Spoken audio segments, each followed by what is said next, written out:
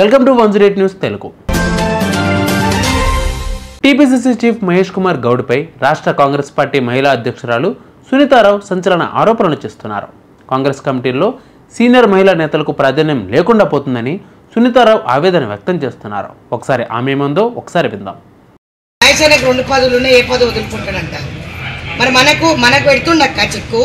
సరే, no problem, ఇయ్యద్దని చెప్పు. పార్టీలు ఇవ్వకండి, గవర్నమెంట్ ఇవ్వకండి. మరి 2 పదవులు ఒక అన్న అనుభవించినప్పుడు మరి ఈరోజు పీసీసీ వదిలేసి ముఖ్యమంత్రి వారిలో ఒకటే పదవులు ఉన్నారు కదా, మరి మహేష్ అన్నని ఒక త్యాగం చేసి ఏ మహిళకన్నా ఇవ్వమని చెప్పండి. 33% మహిళలని ఎంకరేజ్ చేస్తుంది సోనియా గాంధీ గారు, రాహుల్ గాంధీ గారు, ఖర్గే గారు, కేసీ వేణుగోపాల్ గారు, అల్కలమ్మ గారు. నేను ఇది మా అధ్యక్షుల దృష్టికి కూడా తీసుకెళ్ళిన. ఆమె కూడా చాలాసార్లు నాకు చెప్పడం జరిగింది, అరే రే రే రే एक औरत के लिए इतने लोग कॉल करते सुनीता जी అంటే నిన్న మేడం మీరు నా గురించి ఇబ్బంది పడకండి, నేను లెటర్ రాసి ఇచ్చేస్తా, నా రెసిగ్నేషన్ యాక్సెప్ట్ చేయండి అని చెప్పిన. లేదు నేను ఏదైనా మంచి పొజిషన్లో ఇవ్వమని చెప్పి సీఎం గారికి నేను చెప్పడం జరిగింది. సీఎం గారు ఖచ్చితంగా ఇస్తారంటే నేను వెయిట్ చేస్తున్నాను. ఈరోజు నా చెల్లెళ్ళందరూ కూడా వెయిట్ చేయాలని లేదు కదా. సంవత్సరంన్నర ప్రతి అన్నకు తిరిగింది. డీసీసీ లెటర్లు కావాలన్నారు, ఇచ్చినాం. కంటెస్టెడ్ ఎమ్మెల్యే లెటర్లు కావాలని రేవంత్ అని అన్నాడు, వాళ్ళే తీసుకురా మీకు పదవులు ఇస్తాను. మరి మా పేర్లు ఎందుకు వస్తలేవు? బీఆర్ఎస్ పార్టీ నుంచి వచ్చిన వాళ్ళు, బీజేపీ పార్టీ నుంచి వచ్చిన వాళ్ళు, వాళ్ళందరి పేర్లు వస్తున్నాయి. ఈరోజు వాళ్ళకు బాధ కలిగించిన సిచ్యుయేషన్. నిన్నందరూ నాతో కొట్లన్నారు, సగం మంది అధ్యక్షులు రాలే, ఎగ్జిక్యూటివ్కి రాలే.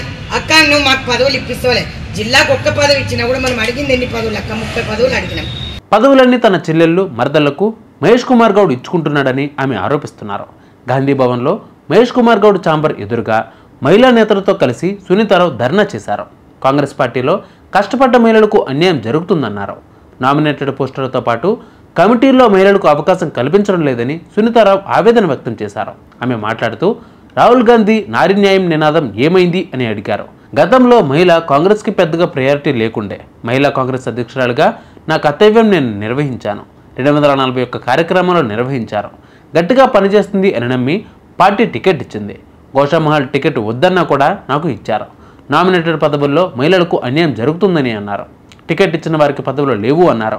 ఓడిపోయిన వారికి కూడా కార్పొరేషన్ పదవులు ఇచ్చారని సునీతారావు గతంలో ఆవేదన వ్యక్తం చేసిన సంగతి తెలిసిందే.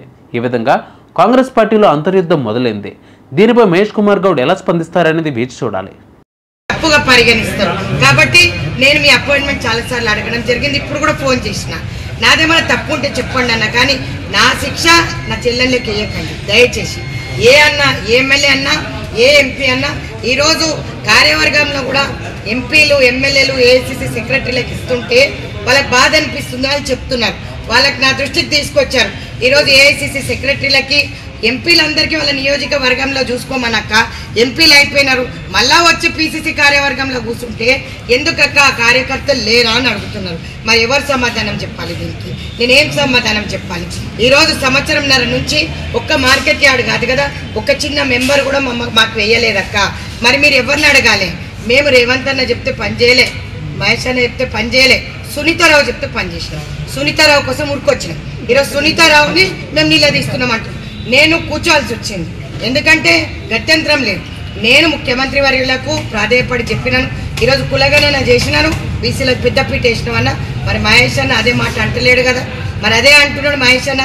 సీఎం గారు ఏ లిస్ట్ ఇస్తే అది నేను తీసుకెళ్తా అంటున్నాడు. గవర్నమెంట్లో ఉన్న వాళ్ళు, ఇప్పుడు నా చెల్లె ఒక చెల్లె అడిగింది, గవర్నమెంట్లో ఉన్న వాళ్ళు ఏ పార్టీ పదవులలో ఉండొద్దు, పార్టీలో ఉన్న వాళ్ళు గవర్నమెంట్ పదవులు ఉండొద్దు అంటారు.